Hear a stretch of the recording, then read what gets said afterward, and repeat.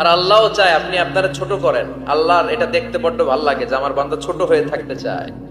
মান তাওয়াদা তারাফা, যে নিচে নামতেছে আল্লাহ টাইনা উঠায়, আর যে উঠতেছে আল্লাহ থাপ্পড় মেরে নিচে নামায়। কথা কন। মুসা আলাইহিস সালাম, সহিহ বুখারীর বর্ণনা, বনি ইসরাইলের লোকদের মাঝে ওয়াজ করতেছিলেন, এরকম নসিহত করছিলেন। তো একজন দাঁড়িয়ে বলল, ইয়া নবী আল্লাহ মুসা, মান আ'লামুন নাসি ফিল আরদ। হে মুসা নবী, জানতে বড় মনে চায় বর্তমান পৃথিবীর সবচেয়ে বড় জ্ঞানী কে? মুসা আলাইহিস সালাম কয় আমি।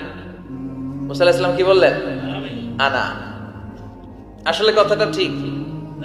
আল্লাহ যখন যে নবীকে পৃথিবীতে পাঠায় তখন তাকে সবচাইতে বেশি জ্ঞান দিয়ে পাঠায়, সেই হিসেবে ঠিকই উনি সবচেয়ে জ্ঞানী।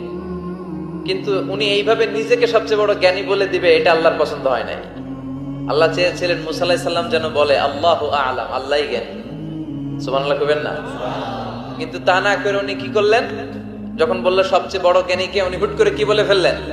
আনা, আমি। আল্লাহ এটা পছন্দ করেনি। আল্লাহ ডেকে বললেন, মুসা, ইউ আর অ্যাবসলিউটলি রং, তুমি ভুল করেছো। তুমি সবচেয়ে জ্ঞানী নও, তোমার চেয়ে বড় জ্ঞানী আছে। সুবহানাল্লাহ পড়েন। তার মানে জানার কোনো শেষ নাই, জাননেওয়ালার উপর জাননেওয়ালা আছে। আর সবচেয়ে বড় জাননেওয়ালা কে? মুসা আলাইহিস সালাম রে আল্লাহ বললেন, মুসা, তোমার চেয়ে বড় জ্ঞানী আছে, তার নাম হচ্ছে খাদির। কি নাম? আরো জোরে বলেন, কি নাম? খাদির।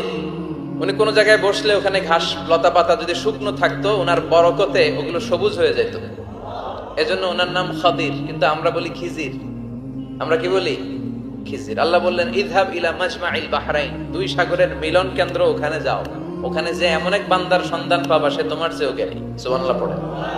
তাহলে আমি সবচেয়ে বড় জ্ঞানী, আমি আল্লামা, এটা বলতে পারে শয়তান। চিল্লা এখন ঠিক কিনা? এজন্য আমরা যেন নিজেকে নিজে সবসময় ছোট করে উপস্থাপন করি, তাহলে আল্লাহর দরবারে আপনি বড় হয়ে যাবেন। কথা বুঝতে পেরেছেন? আল্লাহ আমাদের সবাইকে কথাগুলো বুঝার ও আমল করার তৌফিক দান করুক। আমরা পড়ি আমিন।